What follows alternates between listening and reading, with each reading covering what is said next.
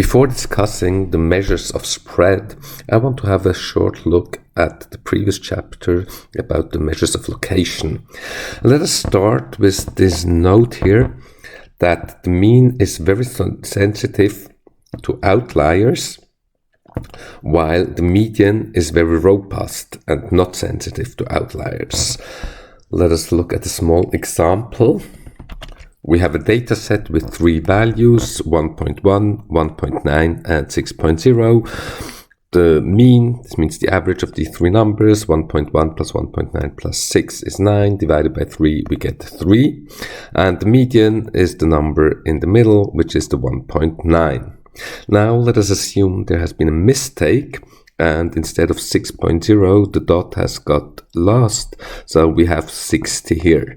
So what we get is 21 for the average, for the mean, 1.1 plus 1.9 plus 60 divided by 3, while the median is unchanged, 1.9, it's still the central value. So we see this making this mistake from 6.0 to 60, getting an outlier here in this case has no effect at all on the median, but it changes completely the mean. This is what is meant here with being sensitive or not sensitive to outliers. Another thing is about the pattern of variation of the data, that is called its distribution, and which we show typically graphically somehow like here. And there are these are now the typical distribution examples that we often see, all of them having a single mode, which means they have only one mode like this. Bimodal would be something like this here, so we have 2 times a maximum. Here they are all single modes, one modal. This one, that's this one here, that's the typical one, that's the bell-shaped curve, Glockenform, you may have heard that, while these two, the other two, they are skewed, or in German schief. So the bell-shaped one is symmetric nicely, while this one here is called positively skewed, and the last one here, that's called negatively skewed. In what sense positively skewed? If it was not skewed, it would look like this, and now there is more of the data beyond, on the right side, on the positive side of the mode. Here, when we have here the mode, more of the data is on the negative side. Here to the left we have the negative numbers, to the right the positive numbers. Now let us look at the measures of spread. When we want to characterize a distribution of data, when we want to characterize the data set, one, or the most important way of characterizing it, is the location measures, telling us, especially the location of the center, where is the data centered about. When we look now at these 2 data sets shown here, we see both of them are centered around the same value, but there is a basic difference between the 2. The first one here, the black one, is much more centered around the center, much closer to the center. Much more of the data is relatively close to the center, somewhere in here. While when we look at the second data set, it looks like it is much more spread. The data is not so close to the center. So we try to measure this spread, and the question is, how should we measure it? One possibility is just to use the range of the data, so just saying let's look at the maximum and the minimum and take the range, which is the maximum minus the minimum, which tells us how far the data is spread. The problem here is that this range is extremely dependent on the most extreme values, something that's not really nice because outliers will have a huge effect. So what are the alternatives? We can look at how far the single data points are away from the center. So look at the average difference of xk minus x bar minus the mean. So let's look at this data set 1, 2, 3, 1, 2, 3, and 6, we get as a average, the average is 3, the mean, and when we look at xk minus x, we get minus 2, so 1 minus 3 is the minus 2, 2 minus 3 is minus 1, and so on. We get these 3 values. When we look now at the average xk minus x bar, well, what we get is 0, because the 3 of them, these 3 values, add up to 0. And this is the problem that will happen always with any data set, because the differences, the negative differences and the positive differences, they are sum up to the same value, just negatively, so the total is then 0. So what can we do here? Well, the logical idea is we're actually not interested whether this is minus 2 away, the data point, if it's to the left 2 or to the right 2, it's just 2 away. So what we're going to look at is the modulus of the differences. So the modulus of the differences, that means the distance actually from how far away is the data point from the center without a sign. So we have to look at xk minus x bar, but the modulus thereof. So what we get in the upper example, now the xk minus x bar modulus, we get 2103, the same values as here, but without the minus. And when we take the average of these distances, we get 1.5. This is actually a very nice result, and that's what we would like. There's one problem with it. The modulus becomes quickly very complicated to deal with. So we need an alternative solution, and the idea there is we, instead of using the modulus, which had the effect, the modulus had the main effect that instead of that we didn't have any more as here with the differences negative values but only positive ones. Well, the possibility is just to take the squared difference. So the squared distance or squared difference, xk minus the mean squared. And we look now at the average squared distance. So in the upper example, we have here minus 2 minus 103. Now we have to square each of them, so we get 4, 1, 0, and 9. And then using, taking the average of these all, we find it's 3.5. So the average square distance is 3.5. Now we're not interested actually in the average square distance.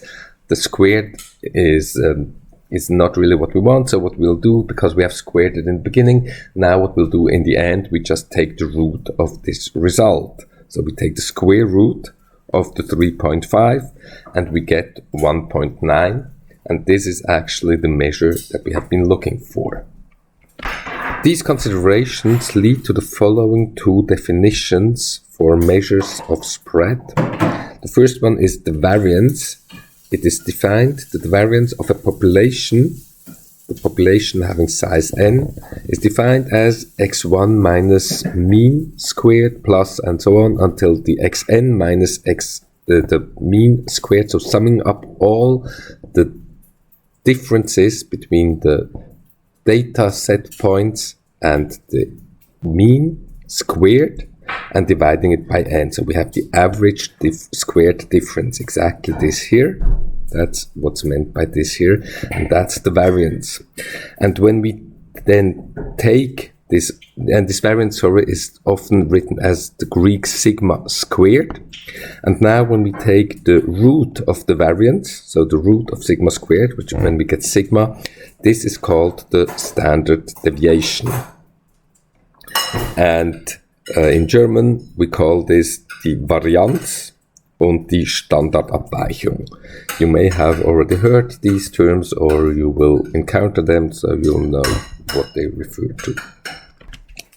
We can transform this formula for the variance in another way so that we get this formula here, which is often very useful, which just says we just add up the square of each value of our data points.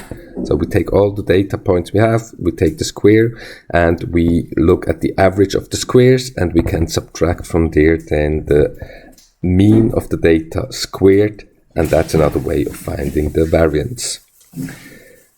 One more thing because it is often very difficult to understand what is actually the standard deviation really stand for. Yeah, it's a measure of spread, but what is its meaning? I think it's very helpful to know this rule of thumb. Very often, 95% of a population lies within the mean plus minus 2 times the standard deviation. So when you know the mean of a population and you know its standard deviation, when you add 2 times the standard deviation to the mean or subtract 2 times the standard deviation from the mean, you know in between typically 95% of all the data points lie.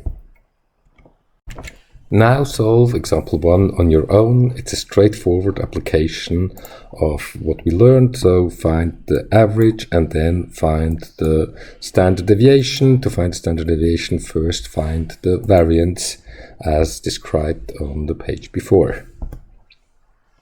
And here comes the result.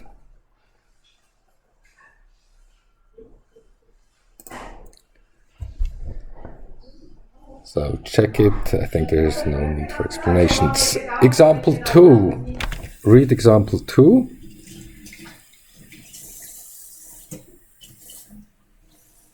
So we know what she did on average in the first 14 matches, how often she scored, and what was her standard deviation. And we know how much she scored in her last 2 matches. And the question is, what was the final mean, the average over all the 16 matches, and what was the average? What was the standard deviation of these scores over all 16 matches? So first, just find the average scores she had over all 16 matches. That's almost straightforward. You have just to think a little bit. Stop the film. And here comes the result. Since we have to sum up all the scores of the 16 matches, we have to sum up also the first 14 and then the 15s and the 16s. Well, the first 14, we know the average was 16.5. So how much she scored in the first 14 matches was just 14 times the 16.5. And then we add the other 2 scores that she had, the 21 and the 24, and we divide by 16 and we get 17.25. Now to find the standard deviation for all the 16 matches, well, first write down the formula for the 16 matches using the second formula provided on the previous page, which is here. Now you can use the same formula to write down the standard deviation for the first 14 matches, the variance, for the first 14 matches, the sigma 14 squared, and solve that equation then for the sum x1 squared plus x2 squared plus and so on until plus x14 squared. And once you have done that, you can insert that back into this formula here. Then you know the first 14 and the x15 and x16 are known since they are the 21 and the 24. So try it on your own. Here comes the solution. So this is transformed as I said before, and now we insert it back into the and we get the final solution here.